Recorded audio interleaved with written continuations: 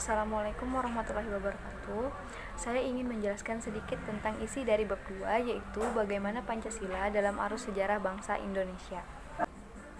BPUPKI dibentuk oleh Pemerintah Pendudukan Jepang pada tanggal 29 April 1945 dengan jumlah anggota 60 orang.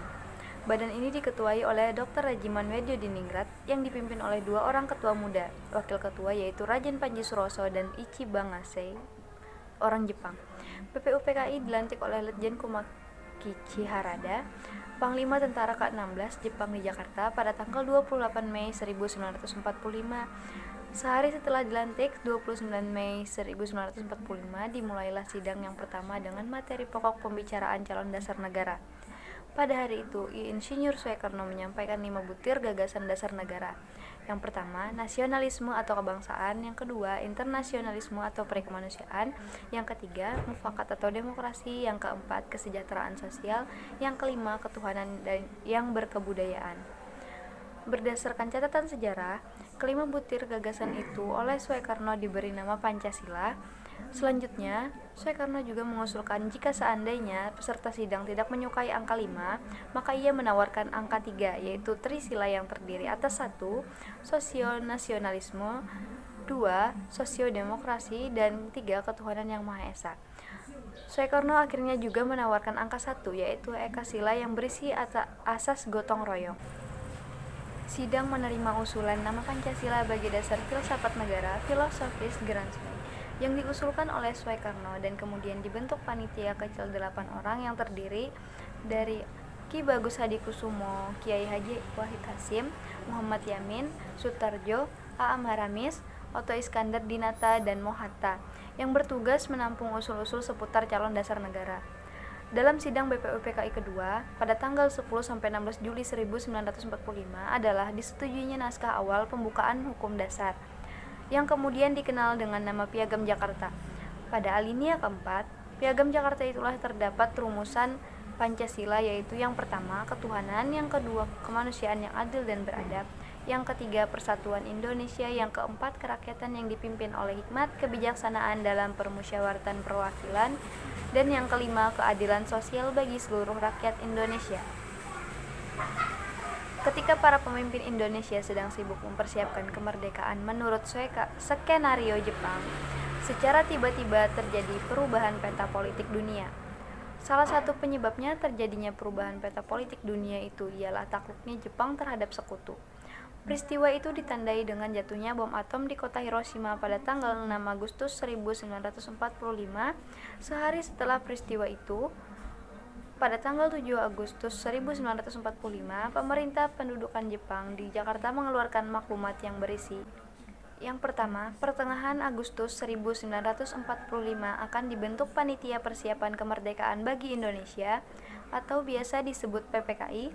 Yang kedua, panitia itu rencananya akan dilantik pada tanggal 18 Agustus 1945 dan mulai bersidang pada tanggal 19 Agustus 1945. Dan yang ketiga, direncanakan 24 Agustus 1945 Indonesia dimerdekakan.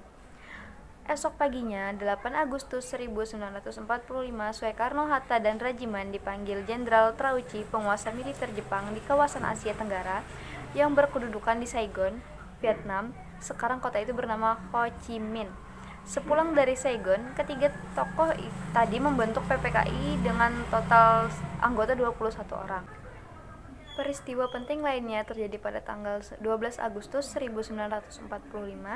Ketika itu Soekarno, Hatta, dan Rajiman Weddiodiningrat dipanggil oleh penguasa militer Jepang di Asia Selatan ke Saigon untuk membahas tentang Hari Kemerdekaan Indonesia, sebagaimana yang pernah dijanjikan. Namun, di luar dugaan ternyata pada tanggal 14 Agustus 1945, Jepang menyerah pada sekutu tanpa syarat.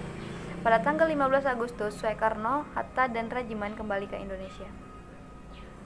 Melalui jalan berliku, akhirnya cetuslah Proklamasi Kemerdekaan Indonesia pada 17 Agustus 1945. Teks kemerdekaan itu didiktikan oleh Mohatta dan ditulis oleh Soekarno pada dini hari. Peristiwa G30 SPKI menimbulkan peralihan kekuasaan dari Soekarno ke Soeharto. Peralihan kekuasaan itu diawali dengan terbitnya surat perintah dari Presiden Soekarno kepada Letnan Jenderal Soeharto, yang di kemudian hari terkenal dengan nama Super Smart atau Surat Perintah 11 Maret. Surat itu intinya berisi perintah Presiden kepada Soeharto agar mengambil langkah-langkah pengamanan untuk menyelamatkan keadaan. Super Semar ini dibuat di Istana Bogor dan dijemput oleh Basuki Rahmat, Amin Mahmud, dan Muhammad Yusuf. Pancasila disebut juga sebagai kepribadian bangsa Indonesia, artinya nilai-nilai ketuhanan kemanusiaan, persatuan, kerakyatan, dan keadilan diwujudkan dalam sikap, mental, dan tingkah laku serta amal perbuatan. Pancasila sebagai pandangan hidup berarti nilai-nilai Pancasila melekat dalam kehidupan masyarakat dan dijadikan norma dalam bersikap dan bertindak. Ketika Pancasila berfungsi sebagai pandangan hidup bangsa Indonesia, maka seluruh nilai Pancasila dimanifestasi ke dalam kehidupan bermasyarakat, berbangsa, dan bernegara. Nilai-nilai Pancasila, ketuhanan, kemanusiaan, persatuan, kerakyatan, keadilan, serta sosiologis telah ada dalam masyarakat Indonesia sejak dulu hingga sekarang. Salah satu nilai yang dapat ditemukan dalam masyarakat Indonesia sejak zaman dahulu hingga sekarang adalah nilai gotong royong. Kegiatan gotong royong itu dilakukan dengan semangat kekeluargaan sebagai cerminan dari sila keadilan sosial.